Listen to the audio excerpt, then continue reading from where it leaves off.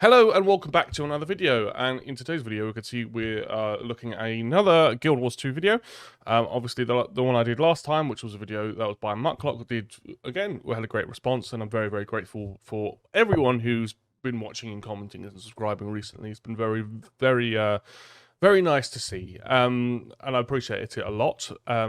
In one of the comments, it was from Jonathan Roy, which was in the last video I did, he would ask me if I could watch this video, which is by Laranity, which is convincing you to play Guild Wars 2 in 2022. Now, obviously, I have already started playing, but I still think, you know, a video like this would still be quite interesting. All of Laranity's information will be in the description box below, and always obviously make sure you like the video and subscribe like I have just then. If you obviously even watch this video, go watch her video first, go support her, subscribe, like, all that stuff. And it looks like she's got Twitch as well, so go follow her streams too. But obviously we're going to react to this video, and also do subscribe and follow me too on Twitch and here. That would be very much appreciated. If you like the video, obviously leave it a like and leave a comment of other stuff you want me to see. I'm up to looking at anything. Quick update, obviously I'm going to put chapters in, so if you want to skip this preamble, please do feel free to. So I'm still playing Guild Wars 2, I'm still working my way through the initial, the base game, and I'm going to be writing up my very initial first impressions of the game, and it is very much an initial impression, so it's not going to be too long, but I think it'll be quite interesting. It's particularly...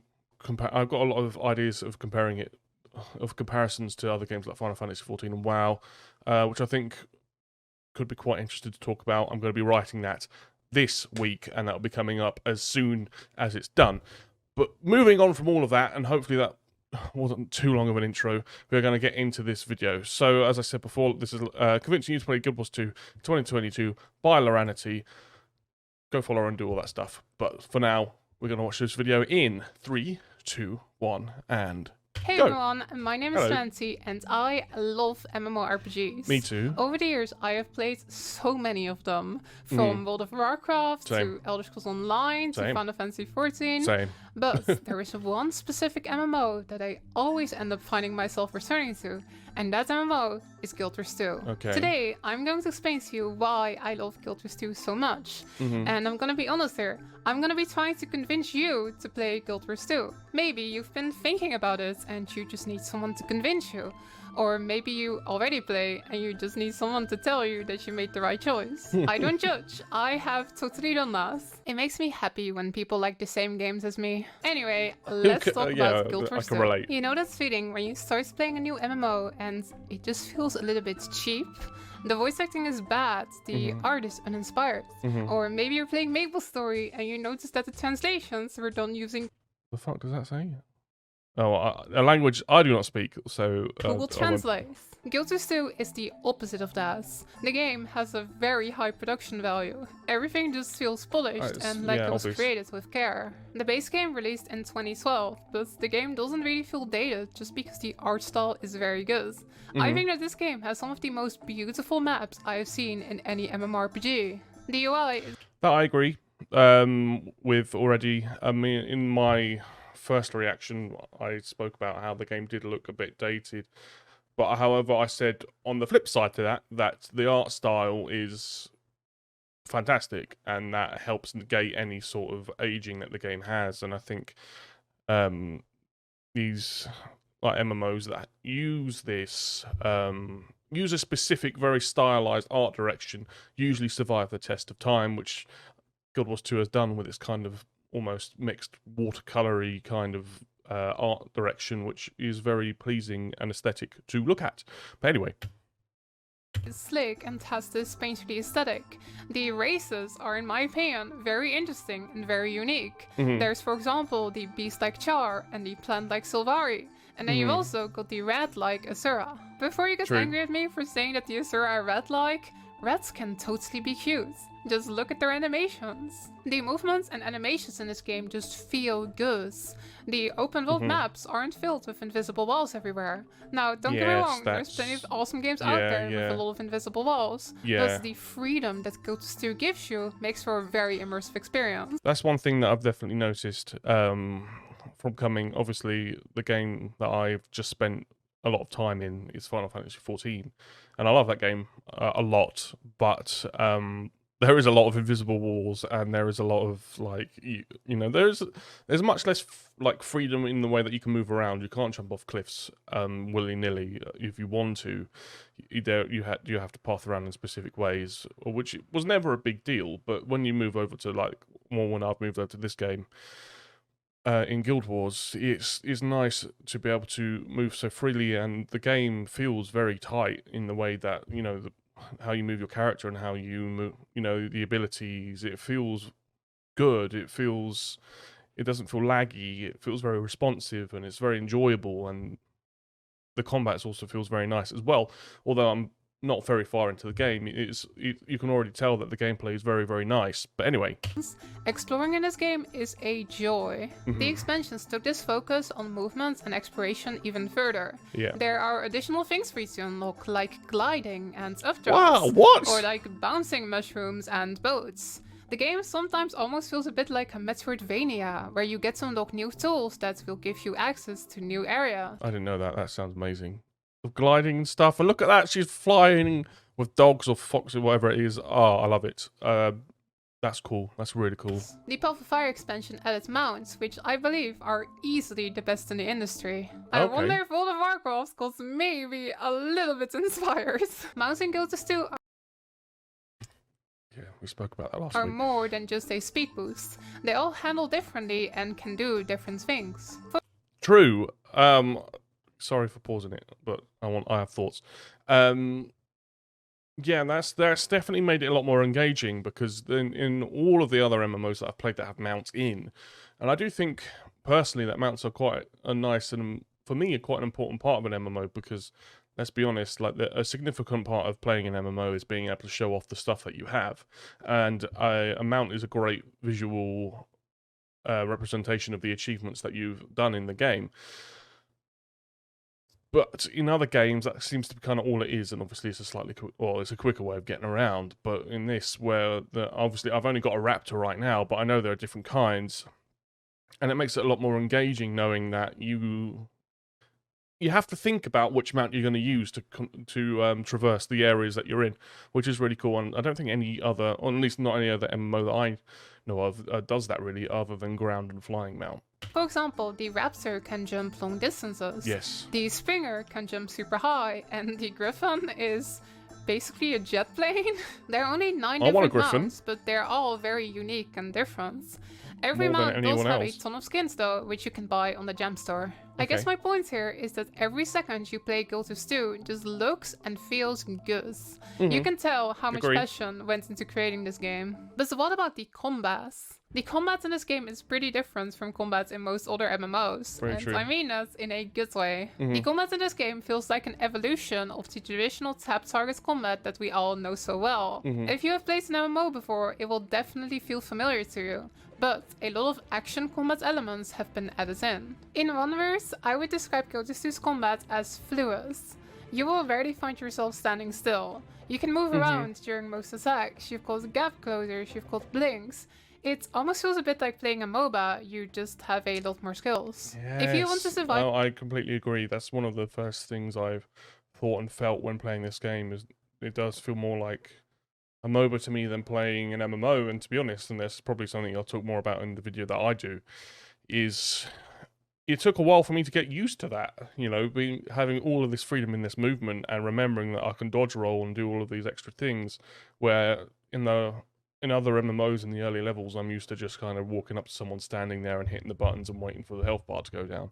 It's a lot more engaging, this game, and it's a lot more engaging early on, and that makes it stand out, particularly from the other competition. It just does.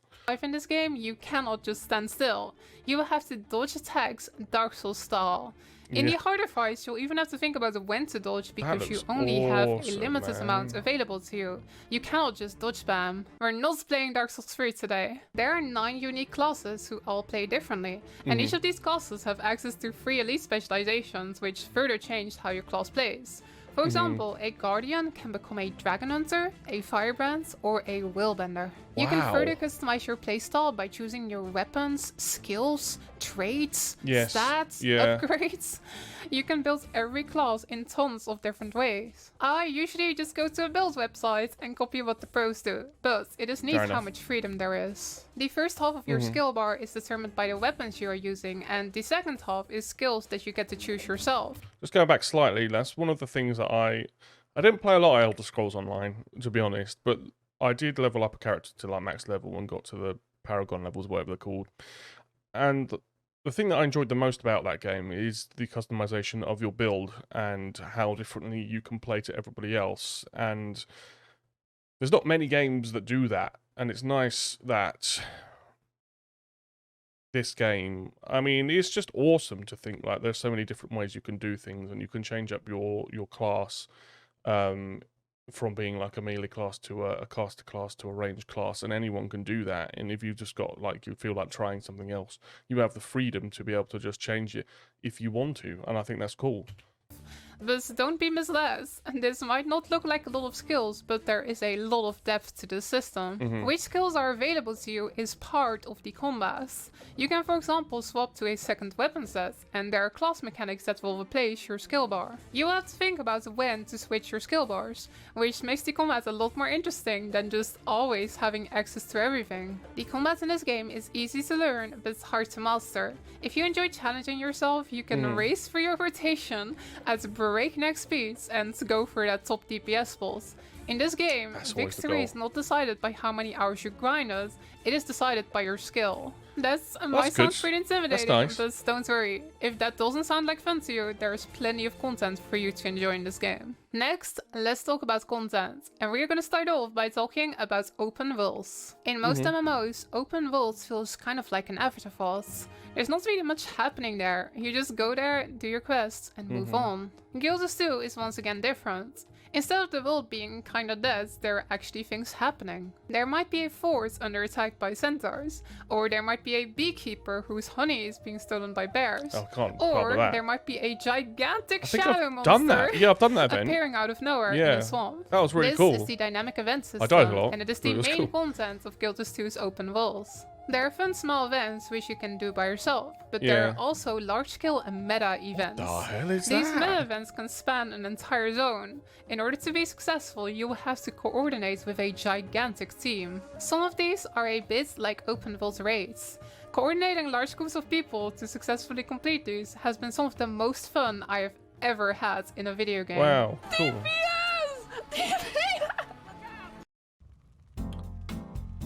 What the fuck is this?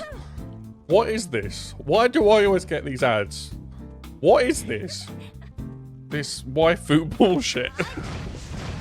Oh, it looks fucking shit. Sorry. Alright, let me carry on. Did you do it? Oh, amazing. Well, I just want to pause quickly before the subject moves on, because she spoke about, you know, how open worlds can feel like an afterthought in games, and I do agree. I remember I might have said this in a video before when I was speaking about WoW, where it's definitely something I've thought before, where towards when I started to stop playing WoW, which was at the start of Shadowlands, one of the thoughts I had is that the open world in that game to me started to feel a bit like a glorified lobby, if you know what I mean. It's kind of like you come in, and I mean, obviously there's all the questings and stuff, but the main, when you get to max level, you kind of log in, you're in the world, and you're queuing up for other stuff, and it's essentially just like a lobby. And it didn't really feel alive to me at the time, and hopefully they sort that out and fix it and make it better in the new expansions, but there's definitely a sense of, more of a sense of activity going on. In the short amount I've played in Guild Wars 2, it seems like there is more activity going on in the world, and it seems like there's a lot more people. That's another thing, because of all these world events, it tends to push people actually out into the world, so you feel like you see people. There's many, many times where I've leveled up years ago and WoW, and then I'll be in a zone, and there'll be no one there but me, and it just feels, it feels really odd. It feels very lonely. But because of these events, everyone gets pushed out into the world and you get to see people, and it actually feels like a living world, which is what we want from these games. Anyway. Gotta go after her. Other MMOs have tried stuff like this, but in my opinion, nothing comes close in terms of skill and variety. But what if you don't care about any of that stuff? What if you are an epic gamer and you care about the end game? Honestly, the instance content in Guild 2 at launch was a little bit lacking. We had a set of dungeons, but that was pretty much it. However, the game has been out for almost 10 years and a lot of instance content has been added. For 5-man content, we have the Fractals of the Mists. Fractals are basically dungeons, but as you play them, you unlock higher and higher difficulty settings.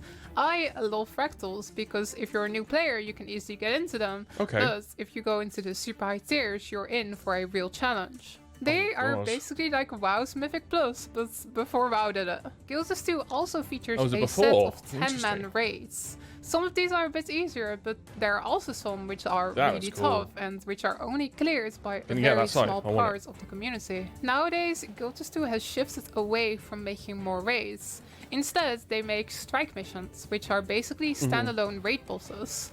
The newer ones also have 2 difficulty settings, which makes them a lot easier to get into for new players. Question. So the standalone rain bosses? What the fuck? So the standalone raid bosses in the strike missions, is that like trials in Final Fantasy XIV? Because I enjoy those a lot, and I like the fact that you don't have to deal with trash every time you do an instance content. So if that's the case, then that's awesome. Now here is something which might sound a little bit odd at first. Guild 2's endgame has no gear treadmill. ArenaNet never increases the level cap, and the best gear from a couple of years ago is still the best gear now. This means that ArenaNet isn't adding any new gear tiers to keep you playing constantly. That's so odd. But it also means that if you take a break, it's really easy to get back into Guild 2's endgame. This is a huge reason why I keep coming back to Guild 2. When new content gets released, I can just hop straight in and I don't have to grind for gear first. Old content does not get trivialized by new gear. Once you've geared up your character and once you have a good build, the only way to increase your damage is to get better. Still though, to keep playing, you kind of want to have a goal to work towards. Yeah. If that goal isn't better gear, then what is it? The ultimate goal for most Guild 2 players is legendary gear. Pretty cool.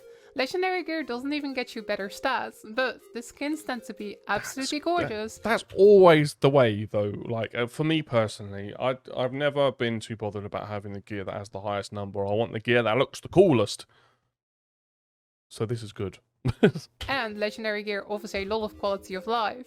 For example, you can freely swap the stats on your legendary gear, which makes it really easy to try out new builds. Some legendaries just cost you a lot of gold, but there are also legendaries which you can only get by raiding, fractals, or PvP. Speaking of PvP, if that is your thing, there is a lot for you to like here as well. Personally, I don't actually play that much PvP myself.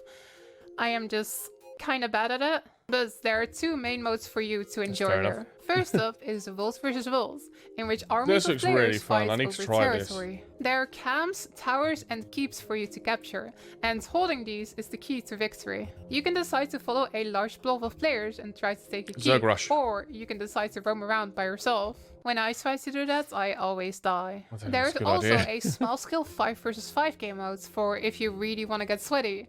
I'm kind of bad at this, but recently I've been getting kind of into it. Okay. No, we can do this. We can do this. We can do this. Okay, jump. I won a 1v1. No! Don't go on WoW Gold. This is not. It's against the rules. Go away. Oh, for fuck's sake. This never happens. I keep ads on because, you know, sports people. Maybe I shouldn't. What was I going to say? Yes, that was what I was going to say. PvP. I have never, you know, tab targeting game like WoW and other games and Final Fantasy XIV, to be honest, I've never really enjoyed it. It just doesn't feel that good to me. However, I need to try. I haven't tried it in this game, so I'm not going to say anything about it yet. But I did try it in Elder Scrolls Online, and I actually really enjoyed it. So because the combat is kind of similar, perhaps maybe in this one I will. I will try it, and I will see, and I will report back to you. It's the history of this game. But let's be honest for a second here. We all know that the most important endgame is fashion. In my opinion. Yes. Nothing else matters. It's all about transmog, glamour, or fashion. It's about making your character look the coolest or the most unique it could be. Nothing else matters. I agree, Guild 2 100%. has the best transmutation system out of any Really? MMO.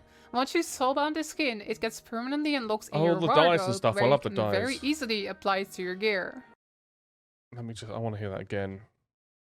Sorry. Wardrobe, where you can very easily soulbound the skin, it gets permanently unlocked in your wardrobe. Guild 2 has the best transmutation system out of any MMO. Once you soulbound the skin, it gets permanently unlocked in your wardrobe, where you can... I can't tell you how nice that is. Particularly, like, obviously it was good in WoW, but in Final Fantasy 14, and I don't want to, like, criticize that game too much, but because obviously that game had a lot of issues when it was being made, but, like, that have kind of limited the game later on. But being able to unlock it and have it makes it so nice, and not having to put it in a chest and use a glamour tome and kind of, like, keep it and then delete some and keep some other... So nice. So nice. very easily apply to your gear. Every piece of armor also has multiple die slots, and once you unlock a die on your account, you can use it as much as you want. Oh, Many love that. players are really into Wow. fashion wars, and the game facilitates that really well. It's like The Overwatch. monetization in this game is also, in my opinion, really fair.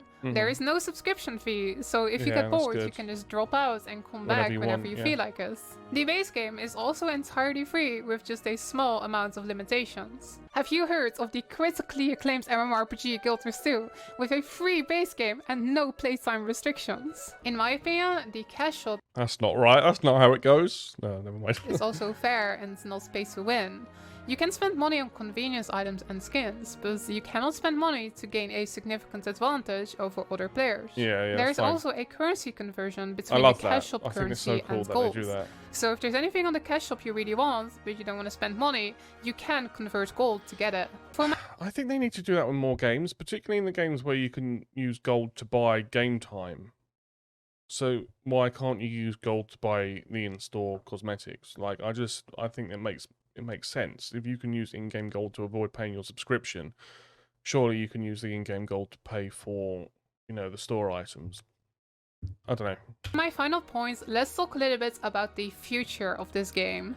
Nobody wants to play that game, and I'm No. very pleased to say that Guild Wars 2 is very much alive. Right now, the game is doing awesome. This year's expansion has outsold the one that's released in 2017, cool. and over the past couple of years, the active player base in Guild Wars 2 has doubled. The game is also slated to come to Steam somewhere later this year, It which has done should that further increase its a few weeks player ago. base. If you are interested in hopping in though, I would not wait for that. I would just hop in now. Finally, even though we got an expansion only 2 months ago, ArenaNet has already confirmed that another expansion is in development. Guild That's Wars 2 great to know is there's very more much coming. alive, and it's going to be around for a long time to come. And that brings Good to us see. to the end of my video. I hope I managed to convince you to at Click least on all give these. this Well, game you a can't shot. click on them, but Like follow I all these said, things. the base game is free, so you might as well download it and see if you like it. You can also drop by my Twitch stream over at twitch.tv/Laranity to get a taste of the game. Or maybe you have any questions or you just want to hang out. If you want to see more Guild Wars 2 content, definitely subscribe to the channel. I really like Guild Wars 2, and I hope that today I managed to share some of that excitement with you. I will see you tomorrow on stream. Hey everyone, my name Yes, so another great video, and thank you for suggesting it. I'll leave that up on here so you can you can read it and follow it and stuff. I don't know. I mean, I kind of said a lot of the stuff I would want to say during the video. But it's a great video. And please do follow Laranity. As I said before, all the links are in the description of this video. I don't know if there's actually a huge amount I want to add. I'm just very excited to play this game, to be honest. And it's nice to see. It's nice to see that this game has a future for it. You don't want to be playing a game that you don't know if there's going to be another expansion. You don't know how long, if there is going to be an update. You want to know that it's actually going to be coming fairly regularly. You want to know that it's there. You don't want to feel like you're going to be done with content anytime soon. And I spoke about the monetization, I spoke about the fashion, PvP. That's something I definitely need to try.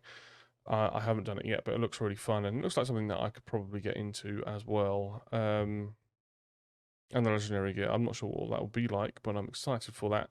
No gear treadmill, something I think is going to be odd to get used to, I suppose, because it's just a thing in every other game. To try that power creep that you need to keep on doing, and to not have it there, I think is going to be very interesting. Open world events I really like, combat I also really like, but we'll speak more about my thoughts on that in another video and another time in the mounts and stuff. Yes, look, I'm just very excited, to be honest. Like, I'm enjoying the game a lot at the moment, and I'm looking forward to playing more, and I'm certainly looking forward to getting into these expansions as well and checking out the new themes, because that looks really cool. And we're going to be looking at one of the expansions in the next video, actually. So that's a little tease for you then. But I'm not going to keep elongating this video for no reason. I'm just really looking forward to playing this game, and yes, I'm looking forward to telling you what I think about it. But anyway, thank you all so much for watching. As I said, please follow Laranity, all the stuff in the description below. Please do also follow me too. That'd be really nice if you could. If you haven't subscribed already, please do subscribe and like the video as well if you liked it. If you want me to look at another video that you really like, please just let me know in the comments and I will do that. I'm always happy to look at stuff. And also I've got a Twitch stream as well. We're going to start streaming. We're going to start streaming Guild Wars 2 very, very soon. I might even do it. I might even start doing it before this video goes up. We'll see. But I will put that in the community section of the YouTube on Twitch. So please do follow me there as well. So I think that is everything. So all that is left to say is thank you all so much for watching. And I look forward to seeing you in the next one. Thank you. Bye-bye.